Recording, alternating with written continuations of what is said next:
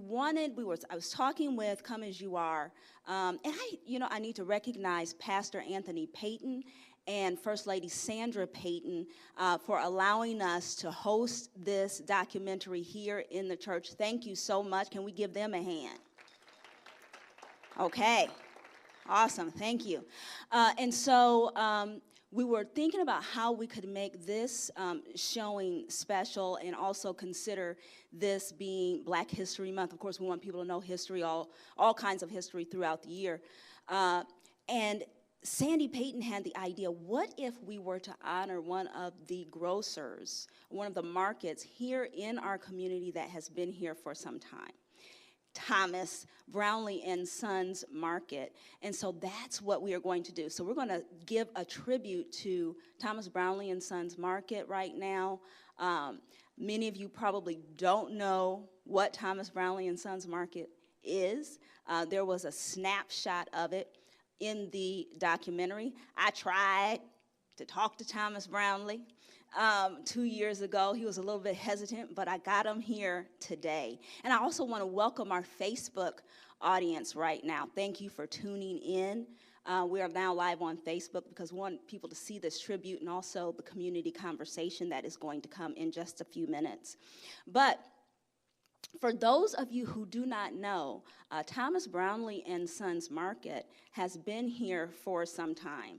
So today, as we discuss food resources in parts of our city, and as we close this chapter on Black history, we thought it appropriate to honor this being one of the longest standing Black independently owned markets in our community.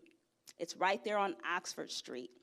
The market was established more than 4 decades ago by Thomas Larry Brownlee. Now, I was looking up some history, and I saw 1978 as the opening date. And, okay, they're nodding their heads, okay, because I also saw 1979. So 1978, the store opened with Thomas Larry Brownlee and his wife, Glenda Brownlee. Mr. Brownlee initially peddled fruits and vegetables out of a truck, giving the fresh foods to families who didn't have the means to pay before establishing the storefront on Oxford. Mr. Brownlee was a U.S. Army veteran and later worked at the Veterans Hospital. During his lifetime, he received many awards and recognitions in the community. In fact, if you'll take a good look, you'll see a stretch of Oxford that is named for him, Thomas Larry Brownlee Memorial Way. He passed away in 2019, but his legacy lives on. And that is oftentimes what entrepreneurship is all about. Linda, could you come up here and help me? We know that entrepreneurship and legacy are very important in families. But this is nothing new in the African American community. We're talking a lot about Black-owned businesses and things like that. But this is a part of our history, okay? We've been owning businesses for many, many years. And so I want we want to honor Health Visions Midwest, Come As You Are Community Church, Thomas Brownlee and Sons Market, and also he had 2 daughters, and one of them is here tonight. So we want to welcome up to the stage Thomas Earl Brownlee and Christine Brownlee. Are you coming up as well? Wonderful. So we want to welcome them up to the stage, entrepreneurs who have been long-standing in our community. Y'all can clap and give them a hand as they come on up.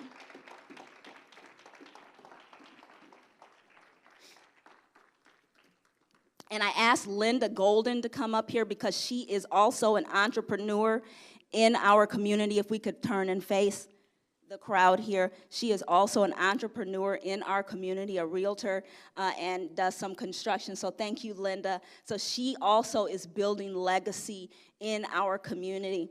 And so I want to present this certificate of recognition. We honor Thomas Brownlee and Sons Market. Thank you, Thomas Earl and Christine. As we reflect on the history of neighborhood grocers in Fort Wayne, we honor the legacy of Thomas Brownlee and Sons Market, one of the longest standing Black-owned markets on the city's southeast side. Thank you so much. Yes. Now, did you want to say a few words or no? I can say a few words, but it would probably take about 15 or 20 Okay. No, okay. Okay. Looks like you want to say something. My dad, my dad, Thomas Larry Brownlee, he would be very proud of this move here that you gave us, this thought of us.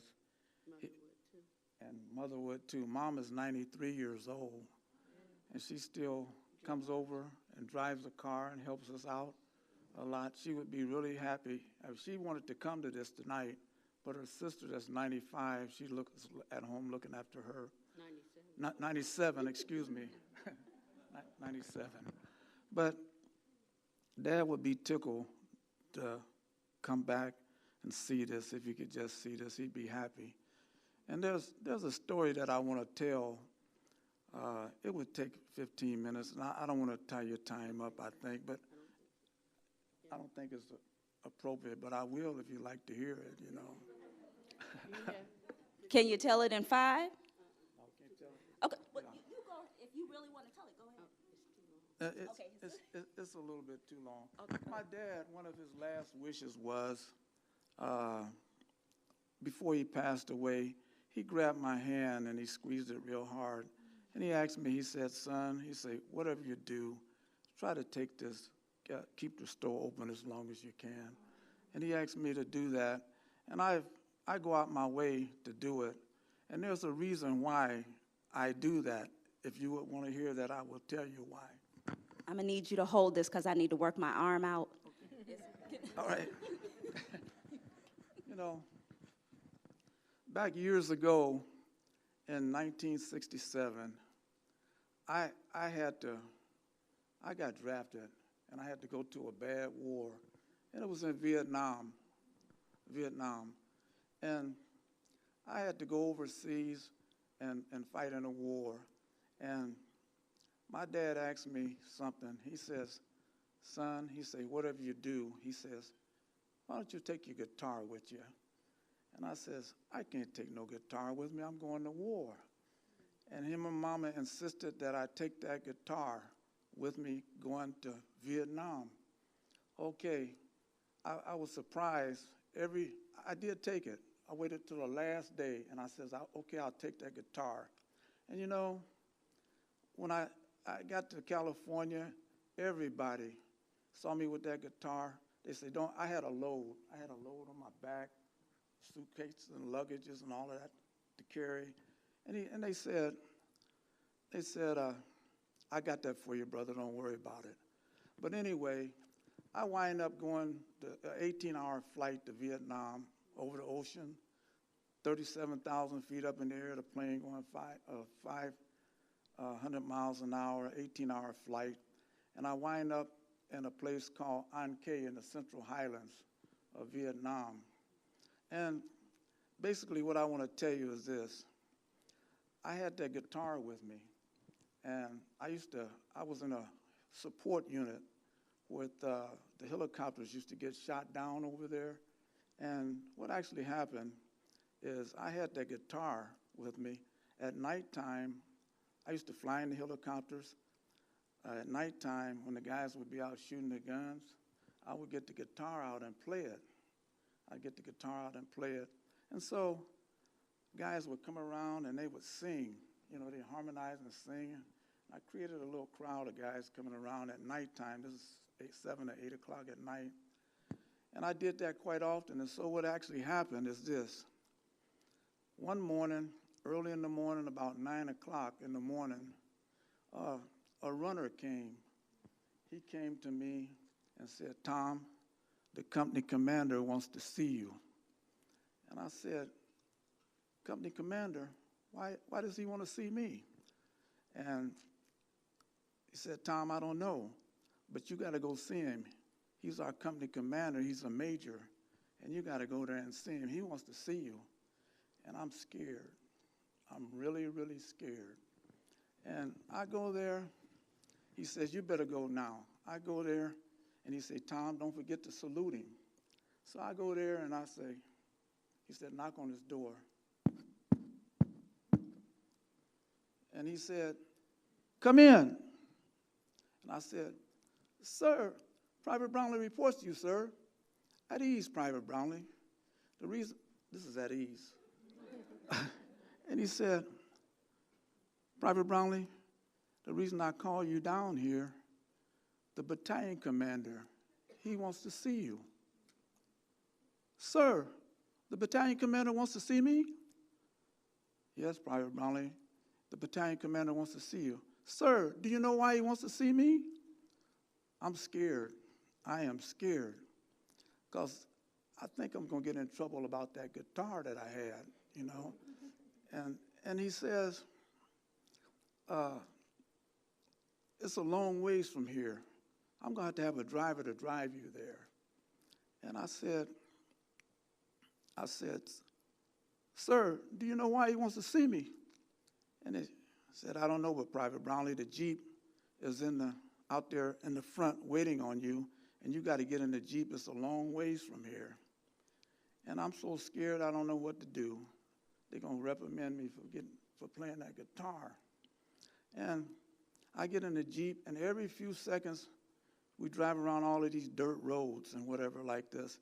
And every few seconds, I'd ask the driver, why I got to go see the battalion commander? Now, the battalion commander, he's over the whole domain. He's top dog over all of the whole domain. And I'm scared. I'm scared. And we wind up going a long ways, and finally we get there, and he said, Tom, don't forget, you got to salute him just like you did the company commander. You knock at his door and go in there and see him and salute him. And I'm scared. I go in there, and I go. And he said, come in. I walks up to his desk, and I said, sir, Private Brownlee reports to you, sir. At ease, Private Brownlee. The reason I call you down here, do you ever write home to your parents? Yes, sir. I write home. When the last time you wrote home? Did you tell them what you do here? Yes, sir. And I'm trying to figure out where he's going. And he says this here. He says, I got to make a decision as to what to do with you. He asked me about 11 questions, and before I could get one out, he had another one right there in front of me. And I said, he says, I got to make a decision as to what to do with you. And when he said that, I about dropped to the floor and started crying almost, because I thought I was going to be in trouble with that guitar that I had. And so this is what happened. He said, the reason I call you down here, your dad wants you out of Vietnam. And he says, I looked at your record and I can send you back to the States.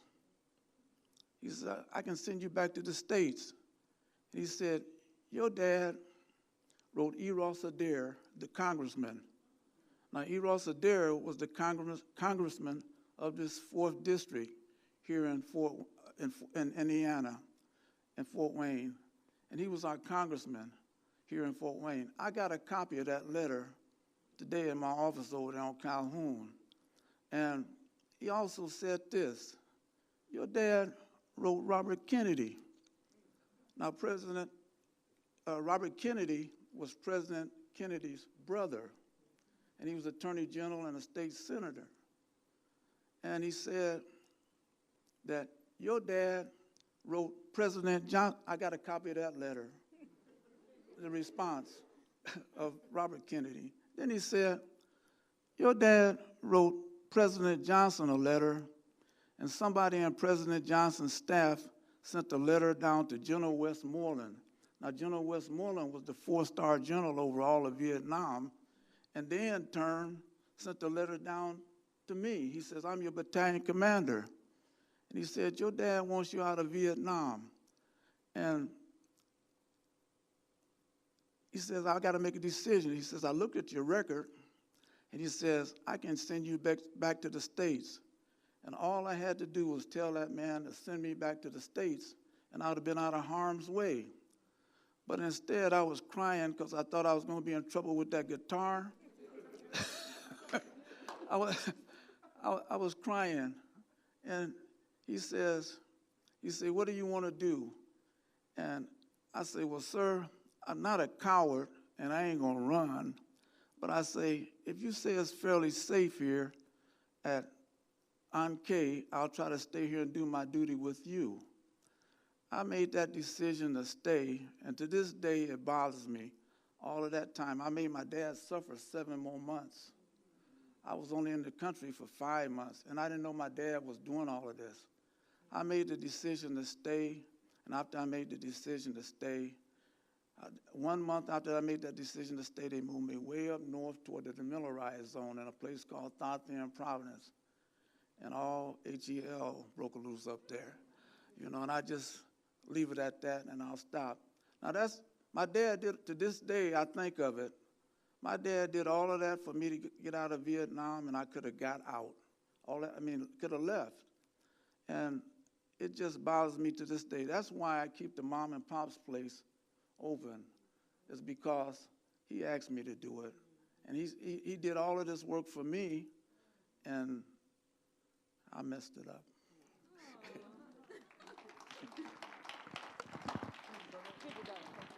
I'm sorry. I didn't mean No, that was an awesome story. That, talk about legacy, talk about family, talk about love, and that's what it's all about. And so I thank you, Mr. Brownlee and Ms. Brownlee, for attending tonight. And I would ask all of our panelists, Linda, you can stay on up here, to come up to the stage. And as they do, if you have a question for the panel, if you could please write your question on the index card, and Patricia here with Health Visions will collect that, and she will hand it to me as the panelists come up. Again, thank you so much. I'm glad we took a little time and went with the flow for that story and gave you the opportunity to tell your story and to honor your dad. That was well worth it. My mom told me to ask y'all if y'all have some cut up okra. She would like some, and some speckled butter beans.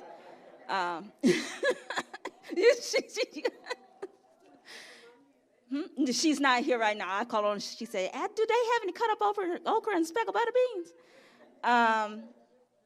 Yes, but my mom does go to Brownlee's Market quite a bit. So I thank you for the legacy and the entrepreneurship of which you are great examples in our community.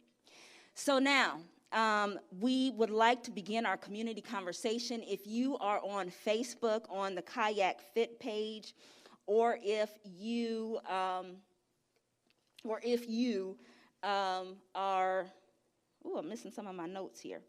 If you are on our Health Visions page, you can certainly type your questions into the comment section. Okay, so we want to get started with our community conversation, and I want to introduce our panelists here, our distinguished panelists. Several of them, or all of them, probably need no introduction to many of you right now, but to my immediate left is Danita Washington. She is our Adams Township trustee. Yes, and she's also social services director, I want to say. She might have a Director of Programs for Fort Wayne Housing Authority. I'm doing this by memory because I don't have my notes up here. And then, of course, yes, you can give Danita a hand. And then, of course, we have City Councilwoman Sharon Tucker. Yes, and she is 6th District. She's going to answer all of our questions about that grocery store that's coming up, right? Oh, she said yes. Okay. We have Ms. Linda Golden. She is CEO President of Legacy One. Yes. And then we have Kathy Worley, who is Community Partnerships. She's a dietitian with Parkview Health, okay? All right, so do we have any questions from the audience? Well, then y'all are giving me an opportunity to begin. The questions here. Okay, so we're getting some collected there. Okay. While we get those, let me ask this. of the panelists, how have you experienced or seen others experience the impact of food deserts in Southeast Fort Wayne? I would just kind of begin the discussion with that. How have you experienced food deserts or seen others experience food deserts in Southeast Fort Wayne? Danita picked up her mic real quick, so I'm gonna let you go on ahead. Well, I think because I live it. You know, I live in Crown Colony off Tillman Road. And it has been my experience to go into the grocery store and be offended almost by how I have to choose or not have access. One of the things I do with Girls Rock, non-for-profit that I do, we did a study of our own as young girls, and we drove from out west to DuPont, and we visited the grocery stores, and we talked about the experience of that and how different it is. The fruits that they couldn't even name that they had access to in those areas that in our area we didn't. And so for me, it is my truth. You know, it's not anything that I can drive away from after 5 o'clock. You know, this is something that I live every day, and I drive either to Meyer or to Kroger on St. Joe in order to grocery shop to really have a true experience of a good food. Okay, thank you. Sharon. Sure. Hi, first, thank you for having me here and allowing me to speak, and for everybody braving the weather. My head was down just a little bit because I was texting to make sure my daughter got home okay. Young driver, out in the snow, not a good combination. So, but I can tell you star fruit. I was at my job, and one of the young ladies had bought in star fruit. And I said, what kind of fruit is this? And she says, oh, it's star fruit. You can get it at the grocery store. So I went to our grocery store to try to find a star fruit, and there was no such animal anywhere. So I went on the great big hunt to try to find star fruit. And I think I was like 24 at that time. And that was the first time that I had noticed there was a difference between the offerings in my community and the offerings in other community, just by being in a location at work where someone bought in a unique fruit that I'd never seen. My first thought was, this is some kind of fruit that somebody made in a factory. But then I realized that star fruit was a real thing and an item that had been missing in my community. And so that's what taught me, because it was just so normal to go into the store and see the basic apple, the orange, and the banana. But when I experienced the star fruit, the mango, the kiwi in other areas, I learned that we were missing out on a lot. Thank you. I think then we probably all have the same experience, because I live south also, but I don't shop necessarily south. I go out southwest to the Kroger out there. I go to Meyer because of the offerings are much better, a wider variety than what we have here. And I think I've seen this, and we've probably all seen it, in a lot of different areas also. The same with Southtown Mall. We did not have the same offerings that we could go to Glenbrook and get. So it's kind of the same things. And then one thing I just would like to throw out there just for some thought, and I read this in an article, we use the term food desert. And in this article, it talked about there's no such thing as a food desert, because a desert is a naturally occurring ecosystem. This was redlining. Just like we had it in housing, we had it in businesses that chose not to invest and to locate in our community. Thank you, Linda. And Sharon, I guess what I want to just add is I noticed it when I would do counseling at Parkview. The families, the adults would come in and they would discuss their journeys with not being able to afford healthy foods, and therefore they were seeking health care as a result. And then downstream, when I really got into looking at the community health needs assessment and what we were seeing with the higher rates of diabetes, hypertension, stroke, obesity, shorter lifespan, that hit you right in the face as well. And I would say, too, that my colleagues and I have done grocery store tours in the South, and the groceries look completely different. I think my biggest shock was when I went to Kroger, off of Pettit, and you know, when you go into produce and you see pallets full of ramen, Pop-Tarts, and Gatorade that greet you in the produce aisle, that's a shock right there. And just the lack of variety of produce, I think, was really significant. And then, you know, a positive spin is, though, as I've been involved in the heel markets, what I think is good, although we have such a far way to go, is that when we start providing food incentives and, you know, doubling SNAP and doing veggie vouchers, people are so grateful. So I am seeing, that's what I experience, and I think it's super interesting. Yeah. So what you're saying is not only are there food deserts in the south side of the city, but where there are grocery stores, there's a big difference in what is offered and in the quality of the fresh foods offered. Correct? Okay. That's interesting. Is that not interesting? Okay, I see heads nodding. I know heads are nodding on Facebook too. That is quite interesting and quite telling about the disparities and the intentionality or the seeming intentionality of the differences that are made in the community, okay? All right, so here's a quick question here that we can answer. Do we know how many people live in food deserts in Fort Wayne? Yes, 110,000 people live in a food desert, technically. Those are not all people in the southeast area. I'm sorry, not in Fort Wayne, in Allen County. 110,000 people are said to live in a food desert area. And we know that by tract, by census tract. That's how that is tracked, TRACKED. That's how that is tracked, by census tract. And so there is an actual report called the Vulnerability Study. I think I'm calling that correctly. But if you want to know where to find that, you can connect with us. It's actually sjchf.org. That's the St. Joe Community Health Foundation website. They have that vulnerability study on there with a whole bunch of information about that. So we got that question answered. All right, any more questions that you have, please let Patricia know. Raise your hand and she will get that for you. I'm going to go on ahead with some other questions.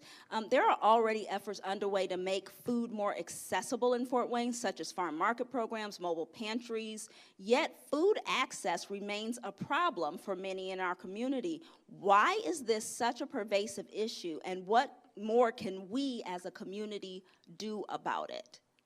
Who wants to tackle that one?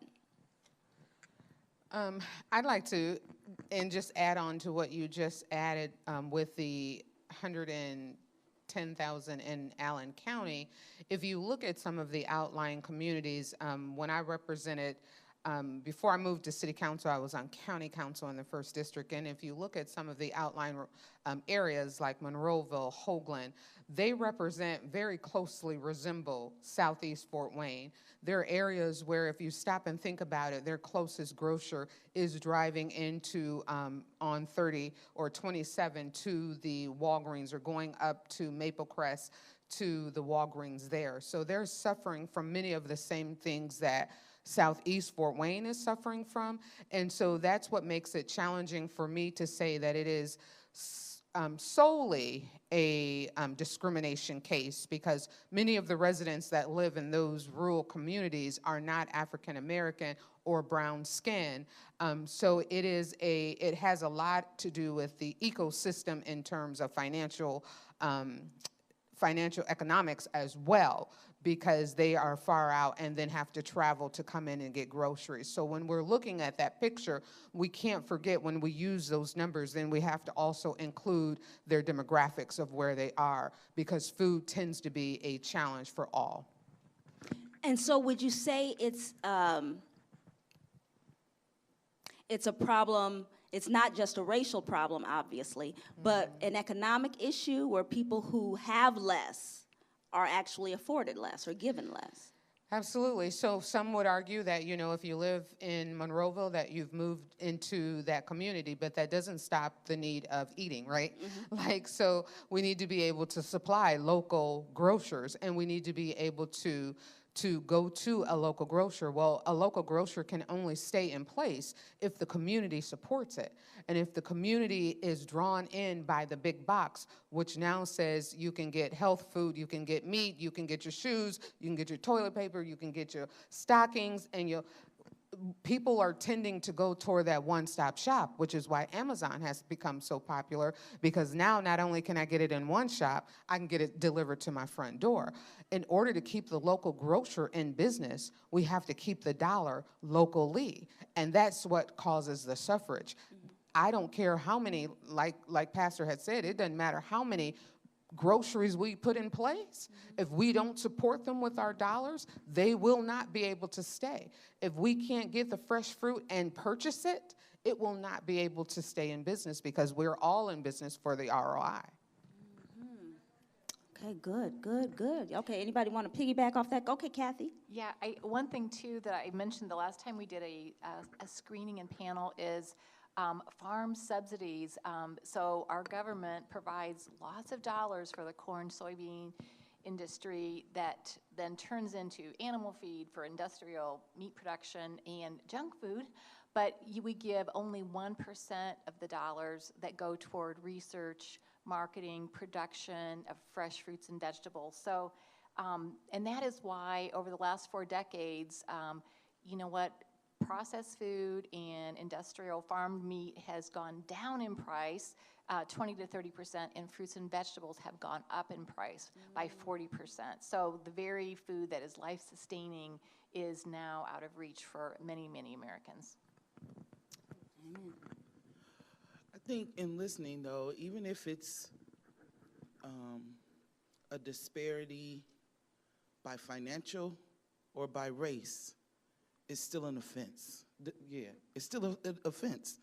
And so for me, in planning for this, I rode through Southeast Fort Wayne, and I didn't even count them all.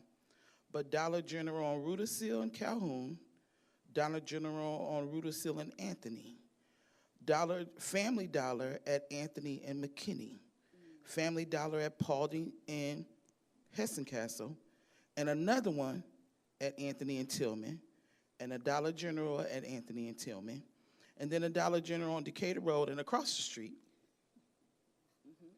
Family Dollar. I just can't, I can't overlook it. You're not going to get me to believe. And I may not have the data, I ain't did the statistics, but just common sense for me. And even when I took my students to the store, 11-year-old kid said to me, "This is ludicrous." That was her, and she could not believe that her experience was such that in the city that she lives, because generally she stays on one side of town, it was like Pocahontas, a whole new world. She had never experienced that and was offended by what she saw. And so if an 11-year-old with limited experience can feel the disparity, you know, just in one visit, how can we not feel that at 50 and planning and the thought of it? It's just, you know, when I look at my mom at 74, living Southeast, thank God she has children with transportation, because some of her friends, that's not their testimony. And in Phoenix Manor, there's 50 residents over there, and a lot of times they suffer. They choose the burrito. They choose that corner store to feed them. And so literally they started a community within their community where they start cooking for each other, you know, between churches dropping boxes. And, you know, but I just think as a community, how do we plan to sustain? You know, if we can't feed our young and take care of our old. Danita, parse that out just a little bit for people who may not understand when you're talking about Dollar General and Family Dollar, what's wrong with having so many of those in the community? if you can have that many of those, I can't understand why you can't get one grocery store, like one that even sells fruit. Like, even when I look at the ownership of the gas stations, I love what she said in the documentary, that maybe we will have to friend those instead of, because a lot of times it is an enemy concept. You don't even want to go in them because it's offensive to watch kids buying hot Takis at 7:30 in the morning. It's offensive. They don't even eat the school lunch. When I worked in the school, they didn't eat their free lunch. You know why? Because they went to that gas station before they got on the bus, and most of them, their lining and stomach, they're done. They don't even want what we have for lunch at the school because they done had a hot Taki bag. The enticing, the marketing of the red dye, we got to be knowledgeable of this stuff because it is not just haphazard. It is planned and marketed. There is a strategy with this thing, you know, and we have to really empower our kids. Like Girls Rock, that's what we did. We had transitional health come in and speak to those girls about what they are in those lines at the school. One lady, her daughter overdrafted her lunch account. When she looked to see what she was buying, they sell the hot Takis at schools. The Doritos. So I'm just saying to you guys, it's a pattern that we gotta stop. Like, literally, when our kids, I don't even let my grandkids go in the gas station. Wait in the car, because I already know what the conversation's gonna be. We going somewhere decent to eat. And I think that's where we have to kind of take our path back drip by drip, as the lady said in the video. Linda, thank you, Danita. Linda, can you give some ideas? You're an entrepreneur. You got a lot of ideas and creativity.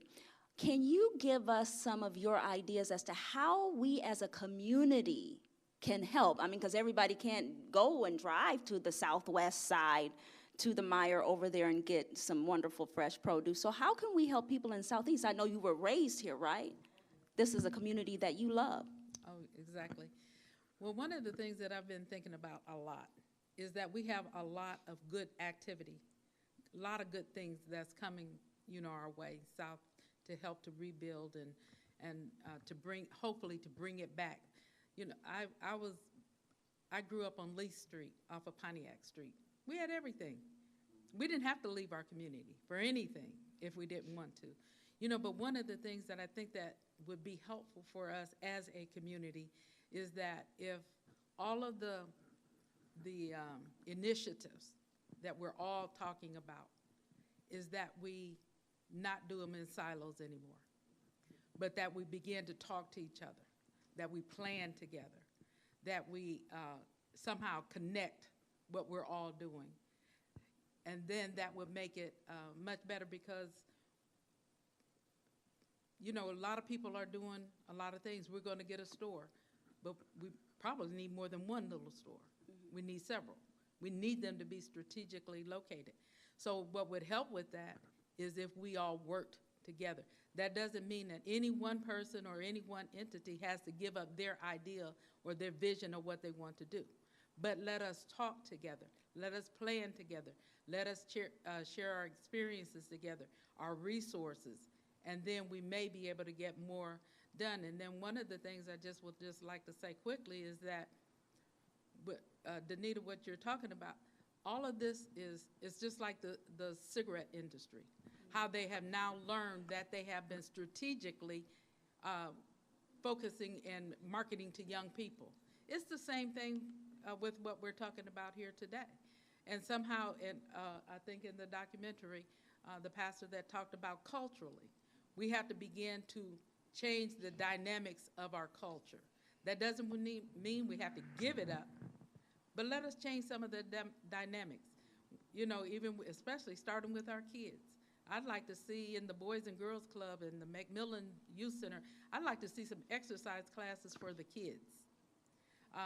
You know, some things like that, and nutrition classes and those kind of things. And I think that, you know, if we did that, we could begin at least to turn some things around for our kids and our young people. Okay. Thank you so much. I want to talk a little bit about, we talked about, you know, coming together, working together, and bringing the community to a place where we can support financially, some of the grocery stores, if they were to come to this area. So I want to bring in Sharon. We talked a bit about, that sounds strange saying Sharon because that is my name as well. But I want to bring in Sharon to talk about the city's effort to bring a grocery store to Southeast Fort Wayne. They talked about that a little bit in the documentary. Mayor Tom Henry last week announced it, but we don't have a lot of details. Sharon, what you got for us tonight? What's hot off the presses? Sure. So I just want to draw our attention. I kind of get a little eerie when people say we're in a food desert, and I challenge back, like, define food desert, because that means something different to everyone, especially if we consider Southeast Fort Wayne.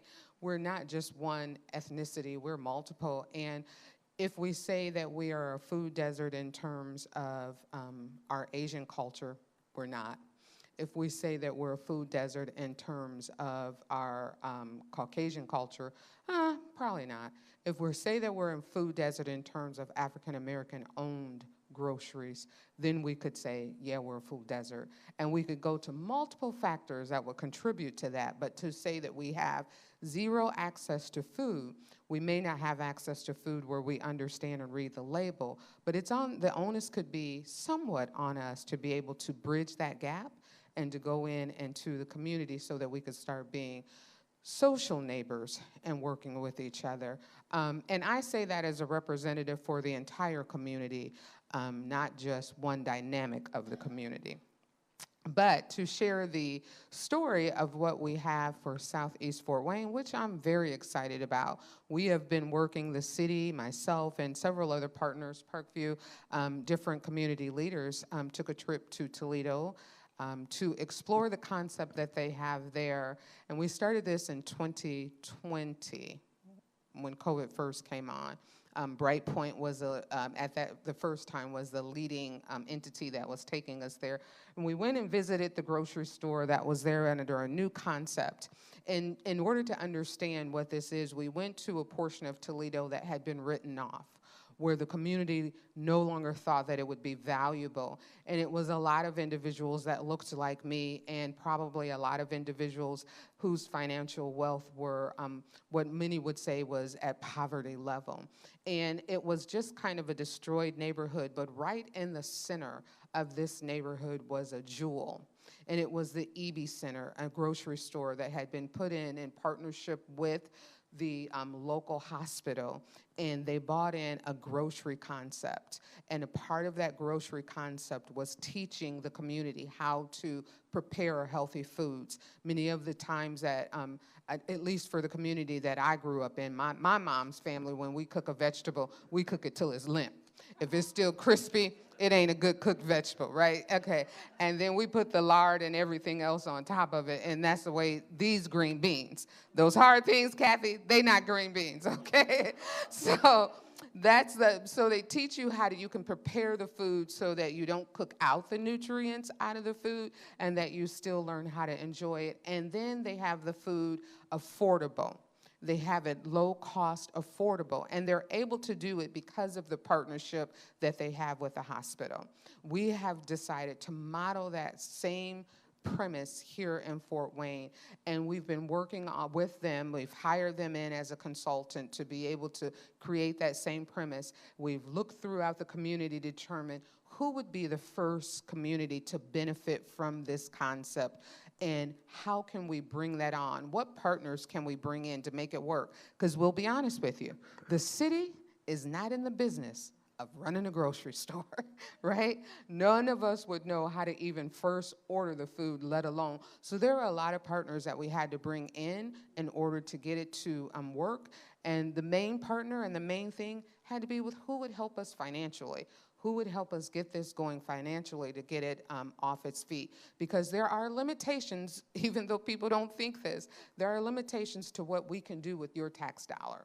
And so we had to bring in private and public partnerships in order to finance it. We are now at the spot where we are finalizing the deal with the building owner, in working out that. And so notice I'm missing all the names and I'm missing all the locations because those things are not for public consumption yet. But I can tell you we are working to bring it. And I personally am fearful of sharing things because I am a firm believer that the mother of all disappointments is expectation. And if I set an expectation that I can't meet for you, then I'll disappoint you. But since the mayor put it out there, I'll go ahead and add on to it. So we are working to bring that to Southeast Fort Wayne. It will be in a very popular area if we're successful at getting the contract signed. And once the ink is signed, you better believe I'll be the first person to put it out there on the 6th District Facebook page so that you guys will know before anybody else and share that information. But it will provide real grocery, healthy food options. It will provide fresh fruit along with fresh meat options so that the residents around can walk to, not have to worry about driving, but can walk to the facility and have a component of learning how to prepare healthier meals. Awesome. Okay. Okay. So we still don't know the location. We're not going. No cross streets. Okay. Got it. And thank you for the clarity on the different. There are so many different ethnic grocers in our community that supply the diversity of the residents here. When we talk a lot about food deserts, we're using the USDA definition, which involves the proximity, that there's a geography to it, there's a formula to it. How close are this many people to a grocery store? That includes a produce section. So there may be a store, but if it doesn't have a produce section, it doesn't count. And so when people talk about food deserts, they're saying that there are some people in the Southeast, 46803 area is a big one, where where there's not a grocery store with a produce section in proximity to enough people where they can designate it as a desert area. Hey, Sharon, do you mind if I add a little bit? Go ahead. I just wanted to talk about a positive. I read a research piece from a few years back where they actually put a grocery store in a low-income Pittsburgh neighborhood, and then they did a study 1 year following the opening of that supermarket, and there were really some encouraging results, which were a decrease in food insecurity by 11.8%. There was a decrease in SNAP participation, which is what you want. You want people to not have to use SNAP if they don't need it. There were fewer diagnoses of high cholesterol, and income increased, and the prevalence of diabetes increased less. So, diabetes is way on the increase, but at least it wasn't rebounding quite as quickly. So I just wanted to offer that little piece of encouraging advice. Thank you so much, Kathy. We're going to see if we can answer a couple of these questions here. I think one of them has been answered with Councilwoman Tucker about the store. How do we provide fresh food at good prices throughout the year? There are some year-round farm markets in the area now. I know Electric Works is also going to be opening one. There's also one at, I want to say, McCulloch Park? I'm sorry. So the year-round market is at Fort Wayne's Farmers Market is at right now the Parkview Field Lincoln Center. And so they're going to remain in there until they move to Electric Works next October. Okay. But they're in the summer at McCulloch Park. Okay, yes. Any other ideas about year-round fresh produce outside of the grocers? Okay, so that is a limitation that we have. How do we get fresh fruits and vegetables before the big stores get them? And do you have you gone door to door to spread the word in the community? Well, let's tackle the first one. How do we get fresh produce before the big stores get them? I don't know if we can. Can we get them before the Walmarts get them? Well, it depends on the distribution, right? Okay. The supply chain matters. But we can't sell short all of the not-for-profits that were in the food space during the pandemic. I know there was Wellsprings. I know Kayak had a lot of food giveaways. I know Utopia did a lot of food giveaways. So they've been in the space trying to make sure that we have the opportunity to get fresh food all the time. And so we don't want to sell them short for the work that they've done and the efforts that they've put forward. So a lot of times it's just trying to make sure we find the information or seek to get the information where people are. They continue to be in that space to provide those opportunities for people to get fresh foods. To say, how do we get it before the big box store gets it? We probably won't be successful in that because it's a supply chain. They're ordering mass orders, and they can get it at extreme discount because of that. I love, though, that they try some. I know the South Walmart will try to get their supply from local growers to be able to use. But then when you think about, of course, when you think about Johnny Mays, and then you think about other farmers around that sell from their local shops. I know my mom goes and gets okra herself, and she'll bag them up and save them over, freeze them and save them. So we just kind of have to go back to those old school roots. If we have to get those ball jars, that might be something that we could go back and do. But that used to be a real thing that we've kind of walked away from. I think, too, just to support our local farmers markets, you know, farmers want to grow. They definitely do, but they need folks to come and buy the stuff, and we need just a robust local food system. That's going to be key to keep the money in our region, to keep our citizens healthy. I was just going to say, too, that, you know, we have now formed a few years back the Northeast Indiana Local Food Network, so you can go on their website and find all the farm markets by county. So that's a great resource as well. And just, I mean, flood those, you know, Southside Market and Hardee's Farm Market and the Heel Markets at McCormick and Parkview. And one thing I want to say real quick is, you know, what's really popular in the nation is to do food incentives. So we have been blessed so much to have a double SNAP grant from USDA that St. Joe Foundation runs, which means that you get double the quantity of fruits and vegetables for your dollar when you use your SNAP card.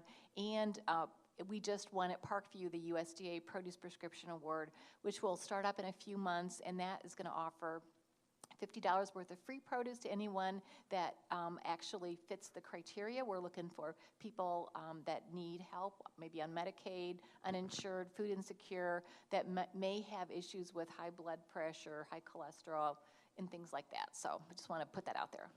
Okay, we've got to wrap it up. Unfortunately, we've got just a couple more minutes. Danita, I know you've had your mic poised for some time, so go on ahead and say your comment, and then we'll be wrapping it up. I was just going to say, I'm listening, and the key is the power of relationships. I don't care if it's government. I don't care if it's churches. I think this pandemic settled us, showed us, and if you didn't catch it, something's off. But for me, you know, I go beyond my title as an elected official. I mean this thing. I'm serious about this. Because for me, I have a family of people dying, you know, and there is some fault on our end of how we celebrate, and we celebrate to eat. I get all of those things. But I still say I look at the disparities that, you know, have just come in the face of us, and I say the power of relationships when I look at my Fire Chief Hale here tonight, you know, learning that we got to bridge this gap, you know, with Melissa Reinhart and her organization, Sandy Payton, coming alongside of normalizing that this is an issue. And it's a concern, and it's a basic need. Like, we're not talking about, you know, other stuff that sometimes is just what we want or desire. This is a need. Like, we have to have food to eat. And so I just hope that the power of relationships, especially post-COVID, has taught us that this thing matters. And that people are dying, and if they're not dying, they living dead, which is worse. You know, in this city, we're known nationwide because of our obesity. Nationwide, we're known because of that. And so just as much as we was the top 5 to live, a place to live, we are noted nationwide for the rampant obesity in this city. And it speaks to something that we got to do different. So Thank you so much. She just preached a word. I got to ask one question, and then you have a quick follow-up to Danita? Sharon, I just wanted to say that perhaps what we need to get back to also is canning and freezing. When we get in the spring and the summer. I can remember as a young mother, I would go over to Johnny Mae's farm. It wasn't Johnny Mae's farm then, but that's where I learned to can, over there. Okay, great. I have a quick question that I think Kathy can answer. Do you know what the distinction is between fresh food and naturally grown, chemically free food? Is there one? That requires a little bit more. I think whoever asked that maybe just They need to chemically- ask you afterward. No, chemically free food, I would think is grown organically, whether it's certified or not, and that's what we all probably want and strive for. I know a lot of the farmers are not necessarily going all the way for organic certification because of the cost, but definitely, who would want spray, a lot of toxins and spray on their food, right? Right. We want fresh, wonderful food, yeah. Okay, thank you so much. I neglected to mention that Condra Ridley had a family emergency and could not be with us tonight, so she is actually out of town. As we part, I want you to answer this in one sentence, okay, as our final parting words. What is the most important piece of information you would like our community to know as we leave this meeting? Okay. One thing you want our community to know as we leave this meeting. Okay. Linda? One, I think I would like for our community to know that there is a lot of good stuff happening in our community. Awesome. Who else? I would say, like Danita, let's lock arms and do this together, because you know what, it is time, and thank you, Sharon, so much for Health Visions, doing this documentary and bringing this back to the issue, because you know, it's been talked about, you're right, in silos all across our city for so long, and we're all kind of doing little pieces, but we're going to be stronger in numbers.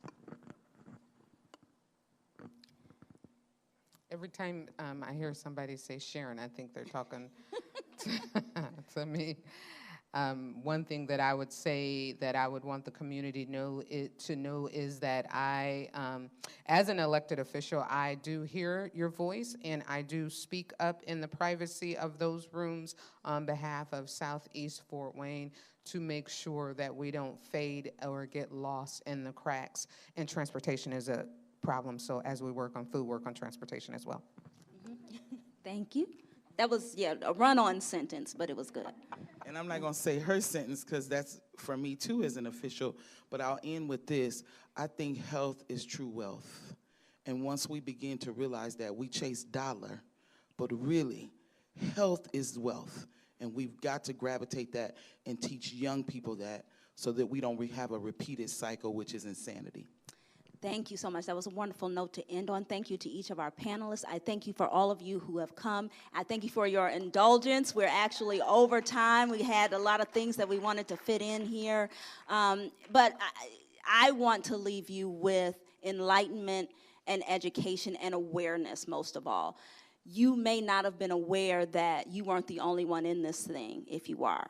That you weren't the only one feeling this way about this community. You weren't the only one experiencing a food desert. And you may not have been aware of what a food desert or living in these areas is like. And so I thank you for coming. I thank you for indulging us. Go out and be well. Thank you. And thanks again to Kayak. Come as you are, Community Church, Pastor Peyton, First Lady Sandy. And it's Sandy's birthday. Say happy birthday.